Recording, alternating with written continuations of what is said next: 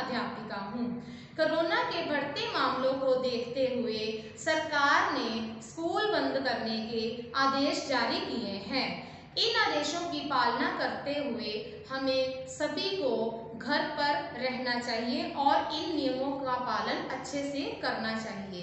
जिस प्रकार हमें घर से बाहर निकलते समय मास्क लगाकर जाना चाहिए और सामाजिक दूरी बनाए रखनी चाहिए और घर आने पर अपने हाथों को बार बार साबुन से धोना चाहिए।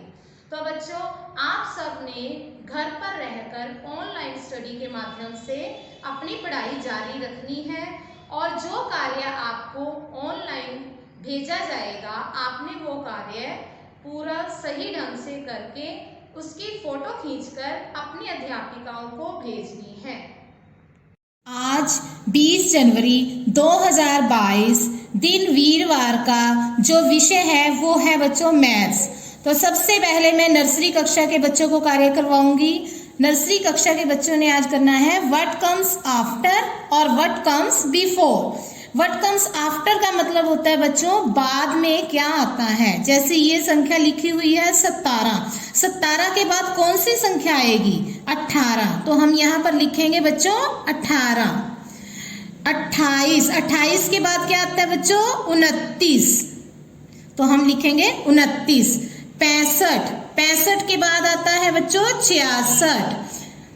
10, 10 के बाद क्या आता है बच्चों 11। 46 के बाद आएगा बच्चों 47।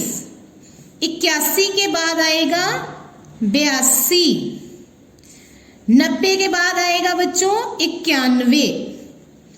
ये थे बच्चों व्हाट कम्स आफ्टर। अब हम करेंगे व्हाट कम्स बिफोर। बिफोर का मतलब होता है बच्चों पहले, यानी कि इस संख्या से पहले कौन सी संख्या आएगी वो हमने यहाँ पर लिखनी है। 15 से पहले कौन सी संख्या आती है बच्चों 14, तो हम यहाँ पर लिखेंगे 14। 28, 28 से पहले कौन सी संख्या आती है बच्चों 27। 37 से पहले क्या आएगा बच्चों 36। 19 से पहले आएगा बच्चों 18। 22 से पहले आएगा 21। 72 से पहले आता है बच्चों 71। 46 से पहले आएगा बच्चों 45। बच्चों इस तरह आपने ये सारा कार्य सुंदर सुंदर अपनी कॉपी पर लिखना है और इसकी फोटो खींचकर अपनी अध्यापिकाओं को भेजनी है। अब बारी है क्लास LKG की। LKG क्लास के बच्चों ने करना है आज circle the greatest number. Greatest का मतलब होता है बच्चों सबसे बड़ी, नंबर मीन्स संख्या। सर्कल द ग्रेटेस्ट नंबर, जो सबसे बड़ी संख्या है उसके ऊपर हमने सर्कल लगाना है। जैसा कि देखो बच्चों पहले सवाल में इधर लगाया हुआ है सर्कल 5, 3, 2, 6। अब इनमें सबसे बड़ी संख्या कौन सी है 6, तो 6 के ऊपर हमने सर्कल लगाया हुआ है। अब अगला देखेंगे सवाल 3, 8, 1, 4। इनमें सबसे बड़ी संख्या कौन सी है 8, तो हम सर्कल लगाएंगे 8 के ऊपर। 5, 3, 9, 8। इनमें सबसे बड़ी संख्या कौन सी है 9, तो 9 के ऊपर हम सर्कल लगाएंगे। 1, 7, 4, 10। अब इनमें सबसे बड़ी संख्या कौन सी है बच्चों 10, तो हम सर्कल लगाएंगे 10 के ऊपर।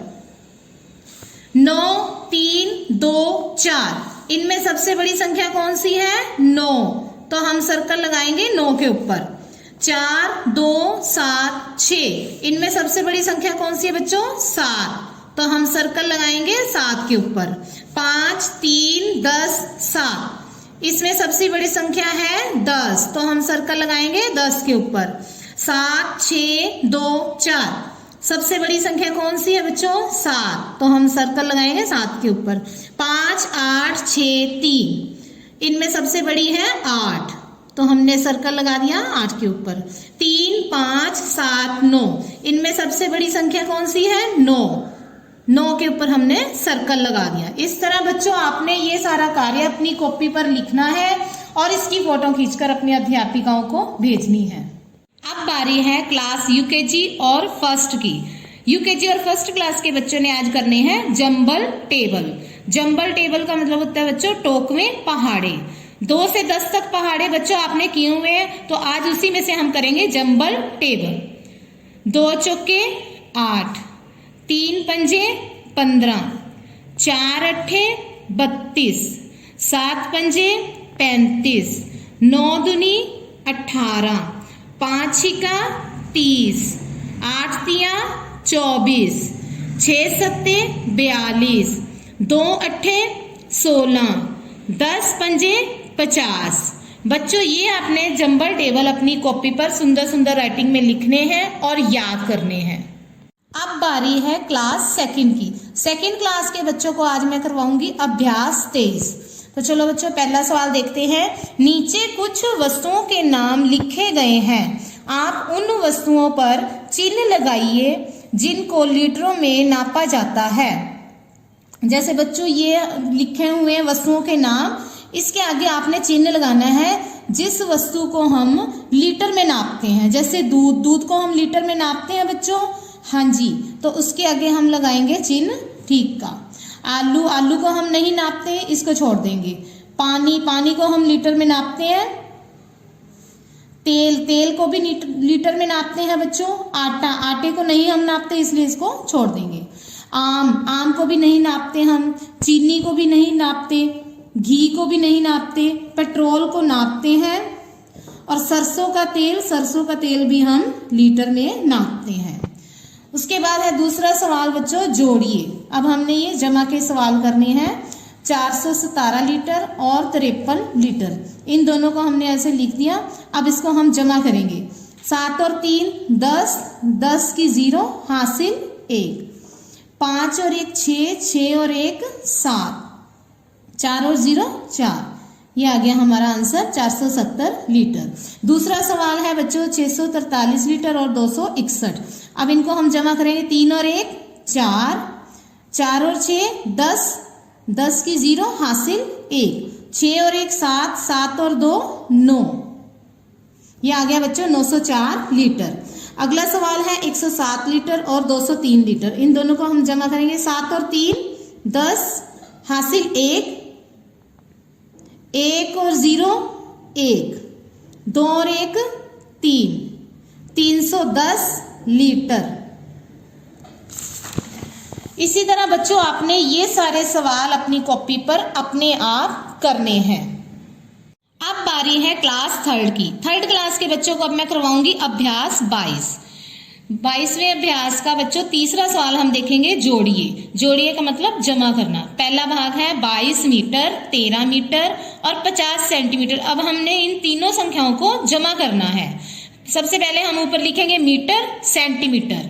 22 मीटर, 13 मीटर और 50 सेंटीमीटर। अब सेंटीमीटर के नीचे हमने 50 लिखना है बच्चों, ठीक है। अब हमने इन तीनों संख्याओं को जमा करना है।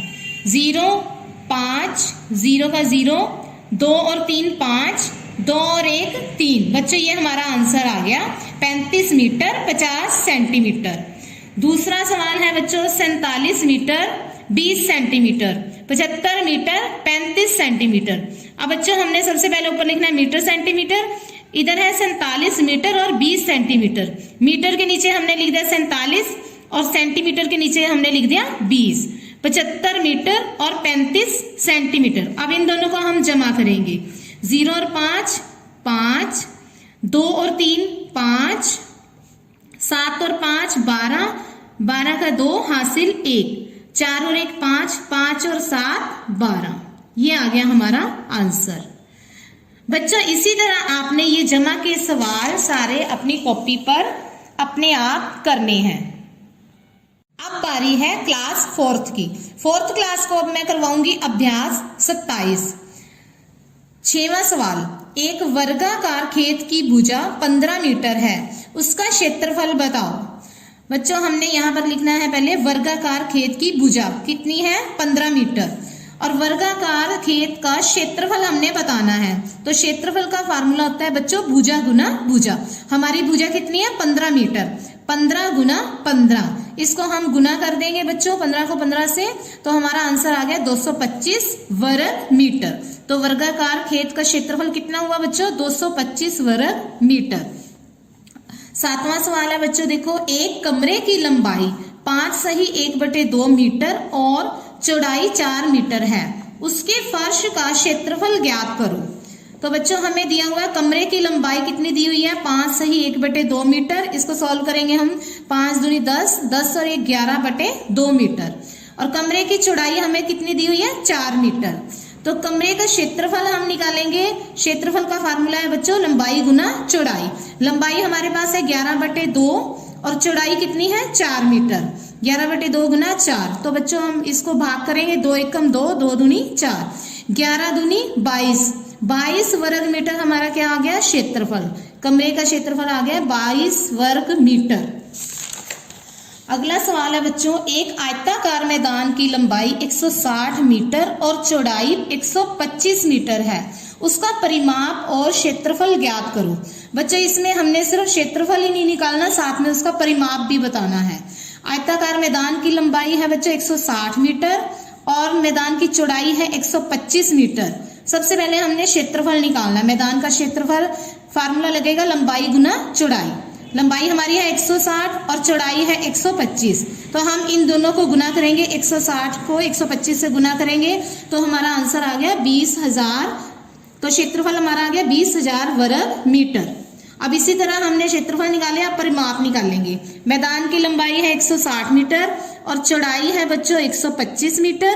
मैदान का परिमाप निकालेंगे। परिमाप का फार्मूला है बच्चों 2 गुना लंबाई जमा चौड़ाई। तो हमने ऐसे ही लिख देना है 2 गुना लंबाई कितनी है हमारी 160 मीटर और चौड़ाई है 125। अब इन दोनों को हमने पहले जमा कर लेना, 160 और 125 को 285 और इसको हमने 2 से गुना कर देना है। 285 को 2 से गुना करेंगे बच्चों, हमारे पास आ गया 570 मीटर।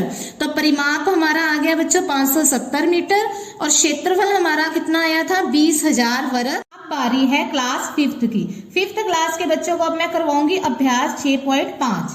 पहला सवाल है, 1 मीटर पैंट के कपड़े का मूल्य 265 रुपए 50 पैसे है और पूरे कपड़े के थान में 24 मीटर कपड़ा है, तो पूरे कपड़े के थान का मूल्य पता करो। 1 मीटर कपड़े का मूल्य है बराबर 265 रुपए 50 पैसे। तो 24 मीटर कपड़े का मूल्य कितना होगा, हम 265.50 को 24 से गुना करेंगे बच्चों, क्योंकि हमने ज्यादा का मूल्य निकालना है तो इसलिए गुना होगी। 265.50 को 24 से हम गुना करेंगे तो हमारा आंसर आ जाएगा 6,372 रुपए। दूसरा सवाल है, एक आम की पेटी का भार 32.4 किलोग्राम है। दुकानदार उनको 6 लिफाफों में बराबर डालना चाहता है, प्रत्येक लिफाफे में कितने किलोग्राम आम आएंगे। तो बच्चों हम लिखेंगे सबसे पहले 6 लिफाफों में आम आते हैं बराबर 32.4 किलोग्राम और एक लिफाफे में आम आएंगे, जो चीज हमसे पूछी गई है वो हम नीचे लिखते हैं, जो चीज हमें बताई गई है वो हम ऊपर लिखते हैं सबसे पहले। तो एक लिफाफे में आम आएंगे बराबर 32.4 को हमने 6 से भाग कर देनी है, तो हमारा भाग करके आंसर आएगा 5.4 किलोग्राम। अगला सवाल है बच्चों, एक बर्तन में 28.5 लीटर दूध आता है, इसको 5 बराबर हिस्सों में बांटकर छोटे बर्तनों में डाला गया है, एक छोटे बर्तन में कितना दूध आएगा। 5 बर्तनों में दूध आता है बराबर 28.5 लीटर, तो एक बर्तन में दूध आएगा 28.5 को हमने 5 से भाग कर देनी है, तो हमारा आंसर आ जाएगा बच्चों 5.7 लीटर। चौथा सवाल है, एक कापियों के बंडल का भार 9.8 किलोग्राम है, ऐसी 14 कापियों के बंडल का भार ज्ञात करें। एक कापियों के बंडल का भार है बराबर 9.8 किलोग्राम, तो 14 कॉपियों के बंडल का भार कितना होगा 9.8 गुना 14, हमने इसको गुना कर देनी है, तो हमारा आंसर आ जाएगा 137.2 किलोग्राम। पांचवा सवाल है बच्चों, एक छड़ी की लंबाई 12.7 सेंटीमीटर है, ऐसी 7 छड़ियों की लंबाई कितनी होगी। एक छड़ी की लंबाई कितनी है हमारी 12.7 सेंटीमीटर, तो 7 छड़ियों की लंबाई होगी 12.7 को हमने 7 से गुना कर देनी है, तो हमारा आंसर आ गया 88.9 सेंटीमीटर। बच्चों ये सारे सवाल आपने अपनी कॉपियों पर करने हैं। मैं नोबल फाउंडेशन संस्था के साथ जुड़े सभी दानी सज्जनों का और नोबल फाउंडेशन संस्था के फाउंडर श्री राजेंद्र शर्मा सर जी का बहुत बहुत धन्यवाद करती हूँ। बच्चों घर पर रहिए, सुरक्षित रहिए। धन्यवाद।